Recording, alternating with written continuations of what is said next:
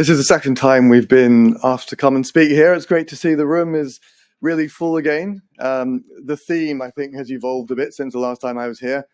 AI is clearly the theme, and not just here. The other conferences we've been to this year, it's very much what we're all talking about.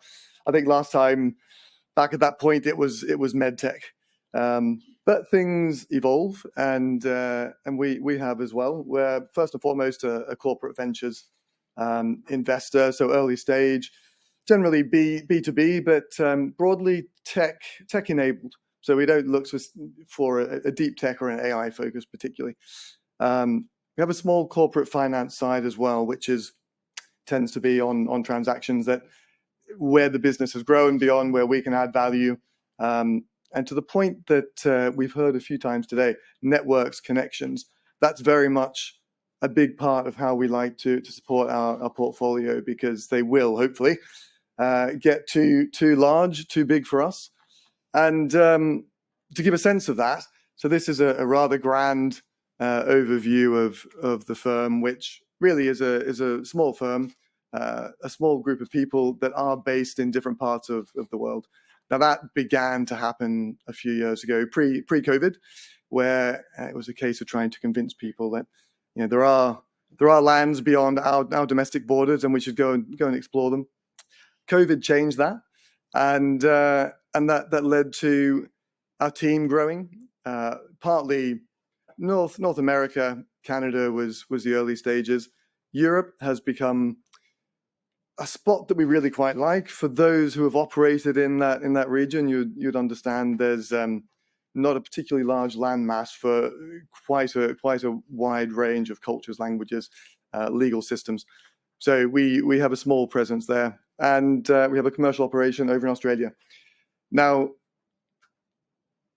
that then is reflected in how we work with our portfolio businesses. As a corporate venture investor, we very much look at what are you doing. How can you grow? What's your use of funds requirement? And how can we and our LPs, particularly as active investors, really add value? And that's what really drives the things that will excite us. If we look towards Australia, for example, I can't see the screen so well back there. So if I point to Agero, a really great business in an industry that may not sound super exciting. They will literally take a diesel vehicle and they will retrofit it with a system that will electrify it, that will also use software, the SaaS-based aspect, which is where we get involved, and will turn that into a hybrid electric vehicle. Now, it's not going to be on your dashboard of your PC anytime soon, but it's making a real impact, and it's something that over in Australia, where we have our commercial partnerships, we've helped them expand into a new market. And that also sets the theme of how we invest. We'll never fill around. Again, we're a small investor.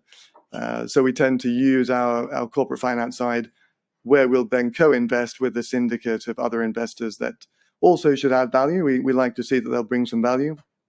And that will then be there as that company grows.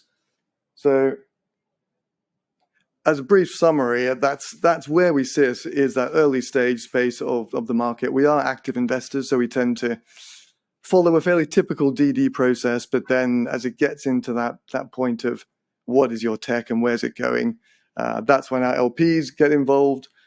They really know their tech, and they'll sit there and they'll work through your roadmap.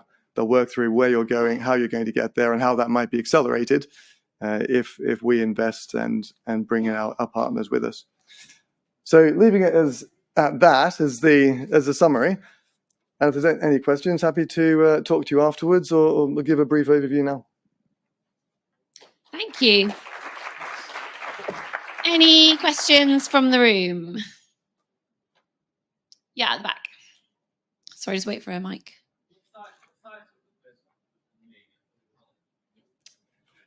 What size of investment you can make? We'd like to see it would be starting from around £100,000 or dollars US for our involvement, and goes up typically to around $500,000. And that will generally be part of a bigger round. So we'll be around a third to half the round. And also, you mentioned that you prefer to join either another angel group to work together to invest into the company. Do you do your own research and invest basically without joining other angel groups on your own? So do we do the DD process? Is that what you're asking in terms of the research? No, I'm asking if you invest without any partnership with other VCs or angel groups. Yes, quite often that will be the case. Again, because we don't have a particular focus on is there deep tech and something that may become the next unicorn. That's really not our focus, not our mandate. It's more about, could the business become something significant? And that might only mean that they'll exit at some point for 5 million, 25 million, 50 million. Now that, as an early stage prospect, may not be exciting enough for other VCs. So when we get involved, as long as we can see that our investment will take the business through to cash flow positive, because we don't want to invest knowing that without further investment, the business won't survive. As long as that metric's met, then we're quite happy if the other part of our diligence process then makes sense, because they'll reach a point they will be more attractive to larger investors. On the back. Sorry, thank you so much. Thank you. What stage of investment? What stage of the company do you look to sort of invest in? Is it pre-seed or seed? Is there a particular sort of area that or time that you would come in? Yeah, so not super defined in terms of the words pre-seed, seed, because it's really quite variable. It's quite subjective now how people term their rounds.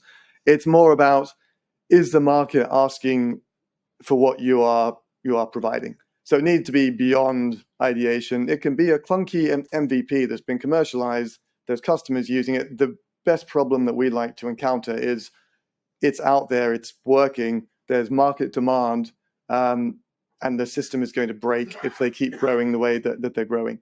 That's what we like to come in to back, is that take that product to that next enterprise level so they can meet the demand of the market. We can't prove the market for someone. Great. Thank you very much, Audrey.